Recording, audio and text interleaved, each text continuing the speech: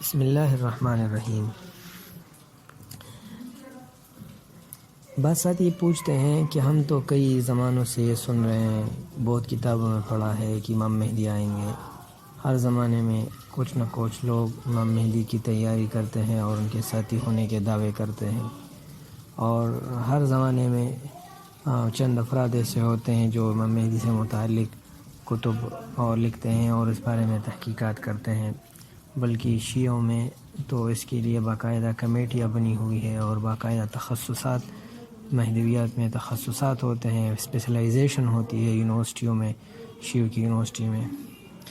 تو ہمیں exact date معلوم ہونا چاہیے۔ تو ایگزیکٹ ڈیٹ اور متعینہ تاریخ وہ تو اللہ کے علم میں ہے، ہمیں کچھ علم نہیں۔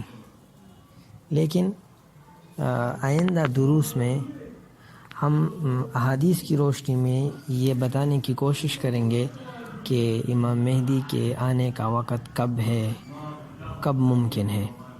یہ نہیں کہ کب ہے، مطلب کب ممکن ہے۔ تو ایک حدیث ہے، صحیح حدیث ہے، جس کو مسند احمد وغیرہ کتب صحاح نے نقل کیا ہے۔ عن ابی ہریرہ رضی اللہ عنہ قال قال رسول اللہ صلی اللہ علیہ وسلم۔ ابو ہریرہ رضی اللہ عنہ سے روایت ہے کہ نبی کریم صلی اللہ علیہ وسلم نے فرمایا، یبایع لرجل ما بین الرکن والمقام ولن یستحل البیت الا اہلہ فاذا استحلوه فلا تسأل عن ہلکت العرب، کہ بیت اللہ کے رکن یمانی اور مقام ابراہیم کے درمیان ایک آدمی کی بیعت کی جائے گی، اور اس بیت کے بعد حرم کی، بیت اللہ کی بے حرمتی بیت اللہ کے اپنے ہی لوگ کے ہاتھوں سرزد ہوگی، اور جب وہ اس طرح کریں گے، بیت اللہ کی بے حرمتی کریں گے، تو اس کے بعد عربوں کی ہلاکت کے بارے میں پوچھنا نہیں کہ کتنی جلدی ہوگا۔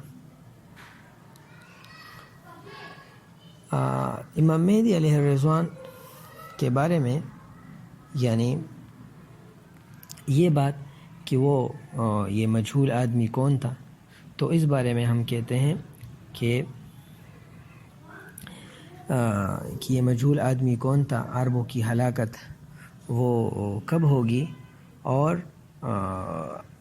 یعنی بیت اللہ کی مخالفت کس نے کی اور کیوں کی اور کتنی کی۔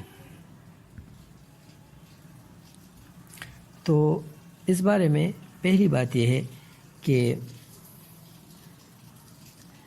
بیت اللہ میں یہ بیعت مختلف زمانوں میں ہوئی، لیکن